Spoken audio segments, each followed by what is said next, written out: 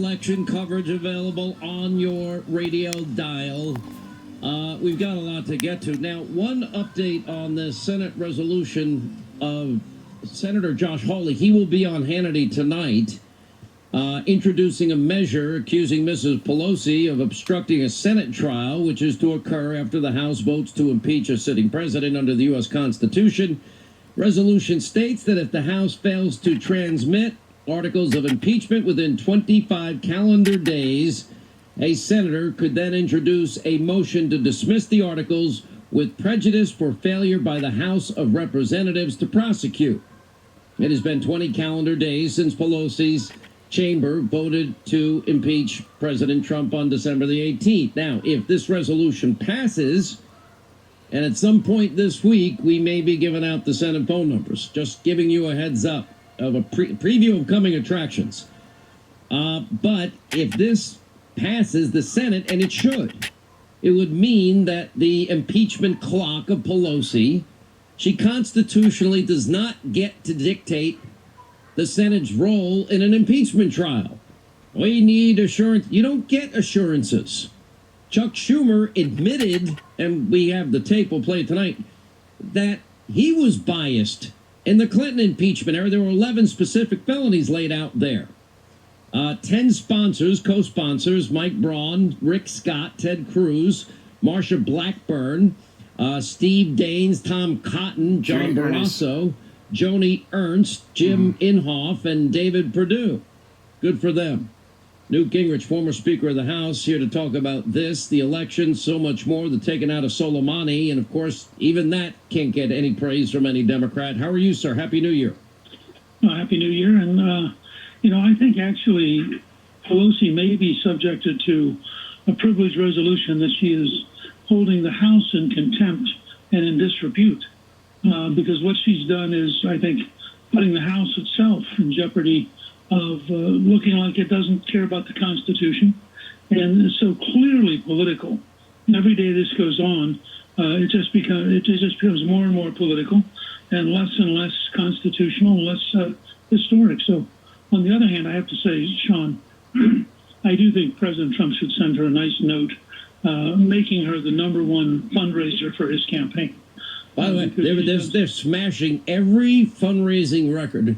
Let me ask you anecdotally, because I have my long vacation around Christmas. I'm jumping out of my skin by the time I get back on the air, just ready to.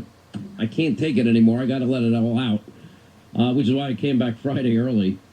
But everywhere I go, every person without exception that I saw and met over this holiday season, all saying the same thing. They've had it. They're fed up. Yeah.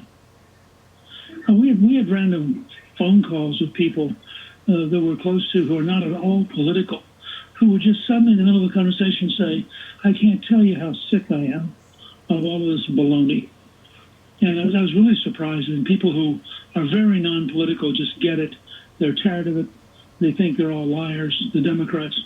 And I think that they're doing, between their reaction to Soleimani and Iran and their reaction to this game playing with the impeachment, I think they're doing substantial damage to their party as an institution. The other thing is this: look, the Constitution's clear. The House has a role. The Senate has a role. Every consideration you gave, both Bill Clinton, his team of attorneys, the time frame dictated by them, not by you, the right to cross-examine, the right to propose witnesses, everything that you did slowly, it was sober, very, very fair all across the board, none of which was afforded. We were told we had to do this immediately. So they have every one of their, quote, witnesses, opinion witnesses, hearsay witnesses, and only one fact witness. Now they're saying, well, we've got to have the right to call more witnesses. But wouldn't the Senate only be right to call the witnesses that the House brought up? They don't get to bring in a whole series. They don't get to relitigate what the House brings as their evidence for this impeachment. That's not the Senate's role. No, the Senate can create its own set of rules. I sort of think it would be fascinating if Lindsey Graham, as the chairman of the Judiciary Committee, happened to bring in, for example, Hunter Biden, totally within the rules to ask him under oath to explain a lot of this stuff, to get to the bottom of it. But I think there's a deeper thing going on here that I tell everybody, if you read Mitch McConnell's memoir, The Long Game, you understand from McConnell that the idea that Nancy Pelosi thinks that she can bluff him or bully him or blackmail him is just absurd. This is a guy who is tough and a professional, takes a long view of things. And I suspect in the evening he thinks, I wonder how many more judges I can get through this week while Nancy's playing her games. And he has said this. He said, we're just going to go back to getting people through and making the appointments go through. And, Nancy can play games as long as she wants to. Well, I agree, but I don't think that that's the way to handle this.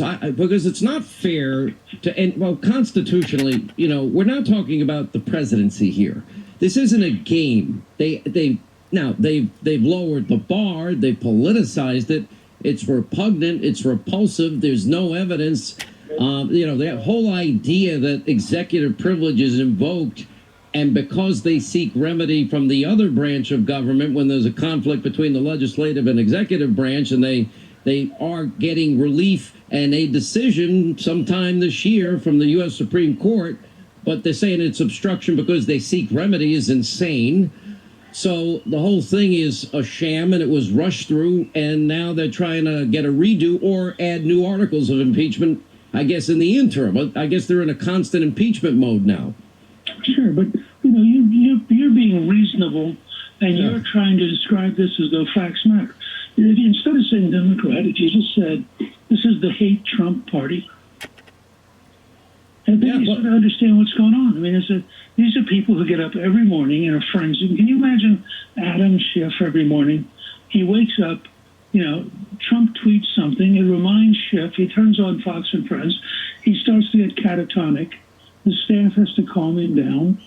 We're dealing with people who have a psychosis. We're not dealing with people who are playing with a full deck. It is amazing. And, we always talk about choice elections. We always say this will define the future of the country. I think this is it. Let me move on. And so here we've got, and I'm trying to do how do you deal with maniacal dictatorships if you're not part of the Benghazi Democratic Party or the bribe mullahs and Iran party? When you shoot out American drones, when you in the narrow straits of Hormuz are taking British tankers hostage and trying to disrupt the world supply of oil, and you hit the Saudis to disrupt the world supply of the lifeblood of every economy, and you kill Americans in Iraq, and you orchestrate the attack to kill Americans in our embassy, you fund terrorism worldwide, you fight proxy wars worldwide. For those of us that don't believe in rewarding that behavior with $150 billion, I think a reasonable person, and polls now prove it out to be true, think the killing of Soleimani was a great thing. I think it was an amazing thing. I thought it was remarkable. I thought it was exactly the right thing to do. And I was amazed that they could target him in Baghdad and actually get to him at exactly the right moment. But I think we have a problem. I actually had a meeting on this today talking about our language problem. The Iranian dictatorship has been at war with us since 1979. That's just a fact. They say it openly. Last year, the Majlis, which is their Congress, went into session chanting "Death to America." Now, personally, I believe as a historian, when somebody chants "Death to America," what they mean is death to America. And this particular guy, Soleimani, had been the most successful, most powerful general in waging a regional campaign from Gaza to Lebanon to Syria to Iraq to Afghanistan. And we've had public statements again and again. He killed at least 700 Americans and wounded thousands more.